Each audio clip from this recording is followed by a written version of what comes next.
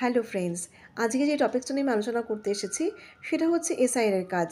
এই এসআইআর কাজটা কিন্তু সমস্ত ওয়েস্ট বেঙ্গল জুড়ে হচ্ছে, তোমরা জানো।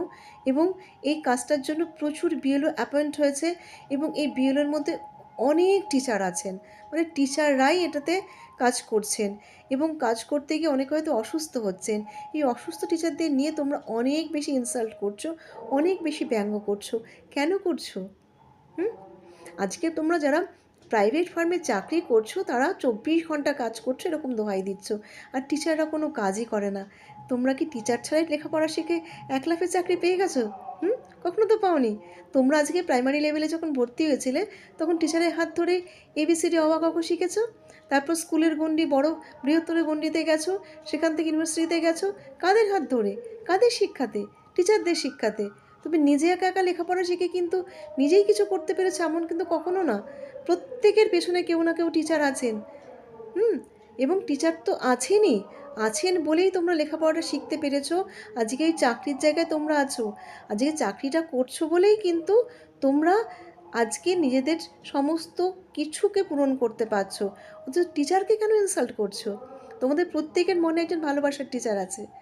একজন টিচারকে ইনসাল্ট করা মানে জানবে তোমার প্রিয় টিচারকেও ইনসাল্ট করা। আমিও একজন টিচার, আমিও সেকেন্ড বিএলও হয়ে অ্যাসিস্ট হয়েছি।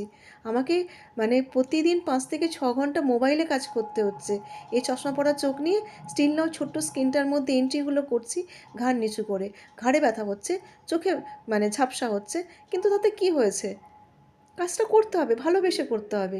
সবাই ভালোবেসে কাজ করে, কিন্তু সবার শরীর পারমিট করে না, সবার এনার্জি একই রকম থাকে না, সবার কাজের গতি একরকম থাকে না। অসুস্থ হতেই পারে, তার গতি কমতে পারে। তা বলে তোমরা তাকে ইনসাল্ট কেন করবে? আজকে তোমাদের জন্যই বিএলওরা কাজ করছে। তোমরা প্রত্যেকে তাদেরকে অ্যাপ্রিসিয়েট করো, প্রত্যেকে তাদেরকে এনার্জি দাও যে ঠিক আছে, অসুস্থ হয়েছেন, আপনি সুস্থ হন, আপনি আবার কাজ করুন। আমরা কাজটা নামালেই তো তোমাদের কাজটা শেষ হবে। এই এসআইআরটা নালে নামাবে কারা? ওপর মহল, ঘচু, তারা অর্ডার দিয়েই খালাস, তাই না?